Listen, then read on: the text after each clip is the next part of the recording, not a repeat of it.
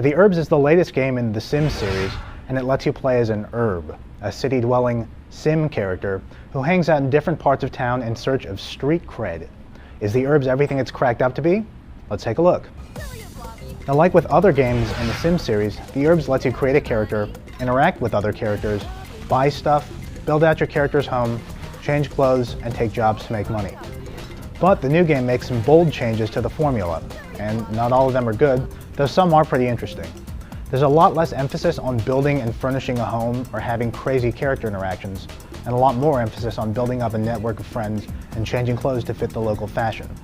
Plus, there's an all-new presentation, a new graphical style, and an all-new soundtrack that focuses on urban subcultures like ravers, thugs, snobs, and bikers. The Urbz has 9 different districts, each with its own character, and each district has a set of goals that you need to complete to unlock new districts and new social moves. It turns out these goals are pretty similar, and some are actually identical. But the most common ones are gaining reputation, getting fashionable, running errands, scaring off bullies, and advancing in the job path. Now, strangely, the game takes a lot of focus away from building out a home. You can still buy stuff for your apartment, and you'll get more than one apartment, but you have to buy stuff outside, in the city, then bring it back to your apartment. Since the game has some pretty substantial load times whenever you enter or exit a district or an apartment, and since most city districts let you eat, sleep, have fun, and clean up to fill out your character's needs, you may not even bother going back to your place or decorating it with furniture. You gain reputation by chatting with other Urbz using social moves, and the Urbz actually color code socials. So green socials will actually work on the character you're talking to, while yellow ones might not, and red ones will always fail. This makes successfully gaining reputation a lot easier, but it also seems to cut down on the unexpected social situations that characters would get into in the previous Sims games. In fact, characters seem to be less autonomous and just do fewer unpredictable and crazy things overall. To succeed in the Urbz, you also need to get fashionable, which means visiting each district's fashion center to change your appearance. You can change your character's clothes, hairstyle, and other accoutrements to get a character who, depending on the district, can get dreadlocks, an afro, knee-high boots, flannel shirts, body piercings, and even different tattoos. It turns out that every district has a nightclub that you can't get into unless you're wearing clothes from that district. So you'll probably find yourself changing clothes constantly. The game's other goals include running errands, which usually means going to a different district and using a particular social. Like using the snapshot social to get a picture of 3 different characters. Pretty straightforward stuff.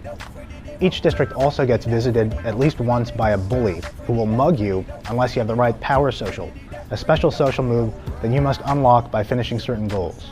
And finally, you can also take a different job in every district.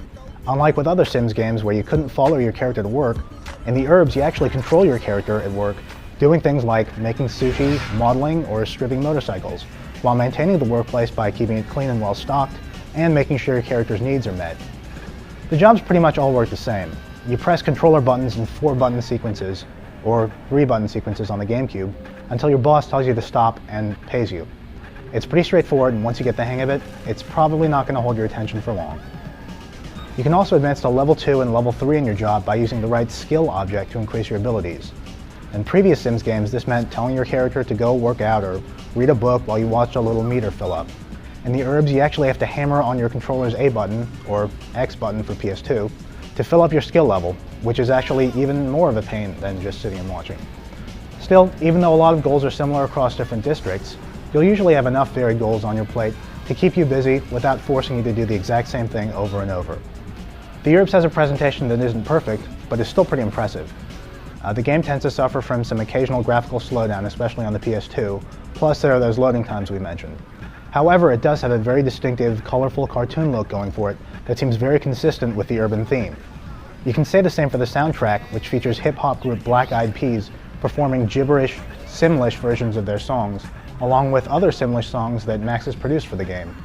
Each district has its own soundtrack, and even though the lyrics are all nonsense, the songs themselves are very fitting for the different areas and help add a distinctive atmosphere to what are otherwise very similar areas.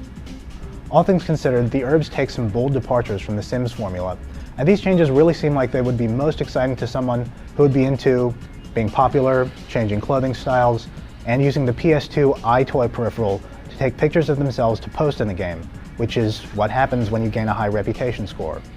In plain English, you will get the most out of the Urbz if you're a teenage girl. But the game does offer some solid and decently varied goal-oriented gameplay, and a surprisingly authentic presentation, along with a very different interpretation of the basic Sims gameplay for everyone else.